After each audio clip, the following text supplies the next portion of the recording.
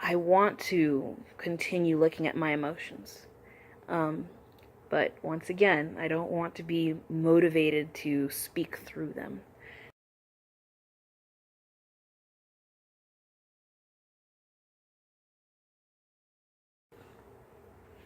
Hello. I've already had 2 takes. I'm a perfectionist, so I apologize for not having 1 full take. I feel like there's a reason behind these p-logs that I haven't been transparent about.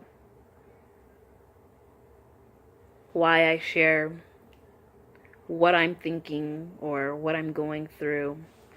And sometimes it seems to be spontaneous or impulsive, but it's not. At least after the first one, it's not. And I know this is only p-log number 4, approximately, but it's a pattern that I hope to continue and not let go of, where my p-logs are planned in a way and are required in order to help you guys understand what's going on better, as well as private from when I'm recording them, of course. But they aren't private because they're on here, but I don't want to have any distractions. Anyway, so today's p-log was motivated by many things. I could tell you it was motivated by my emotions I felt today from the little social media that I do have, which, by the way, I'm questioning if that counts as social media or if it's just part of me being in communication with people. I could say that it's motivated by those emotions that I feel towards that activity. It could be because I want to talk about this book, which I felt that's why. But ultimately, this whole p-log, at least not the whole p-log, but this bit right here, where I will title it by chapter 1 of The Abolition of Men. I'll title this p-log Men Without Chests, which is chapter 1 of C.S. Lewis's The Abolition of Men.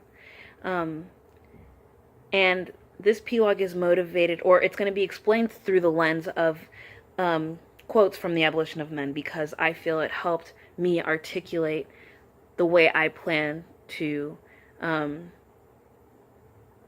explore philosophy and explore my own philosophy. I have said this before. I am an ENFP. I'm a girl.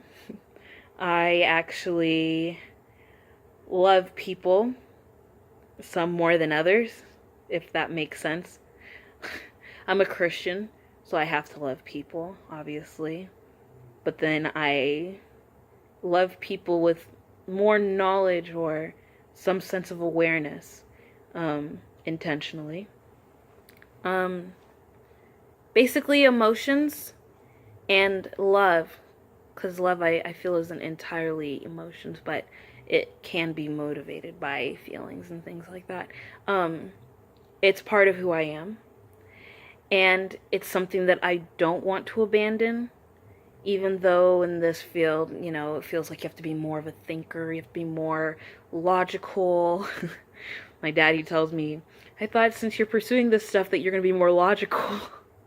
And I am. I try to explain myself better, but it doesn't necessarily mean that, oh, no more feelings. I mean, one of the reasons why I have a light that went off in my head was because I encountered those feelings, and because I really looked at them, not pushing them down, as some people would say, and what I used to do to myself with my emotions when I was in high school and when I was maybe in middle school too, but for sure in high school I was wearing a mask. And it's because of me not wearing that mask of everything's fine, or just showing what emotion is appropriate rather than what is actually happening. Because I assess my emotions, it motivates me to think more. And That's why I really don't want to let them go. Emotions point me in the right direction. But like I said in p+log number 2, I don't want them to be my megaphone. I don't want to speak through them. I want to speak from them. Like, they got me here. Let's explore this. Let's think about it. So now I'm going to talk about why the abolition of man, more specifically men without chest, is so significant to how my philosophy will be, because of, who I am. So I'll read this first. Overall, I understood Lewis's stance on emotions and how dangerous it can be to be men without chest. I agree with Lewis and would hope not to be a woman product of this green book. What I told you when we last met was me speaking from caution. That my philosophy as I develop isn't completely led or charioteered by my emotions.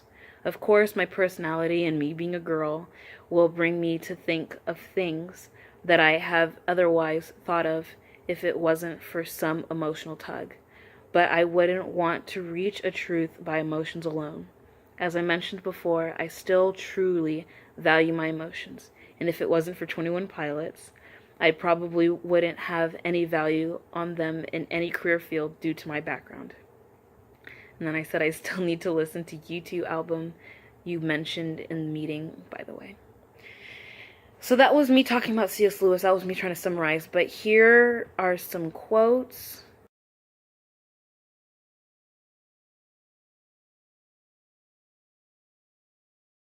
So what that is saying is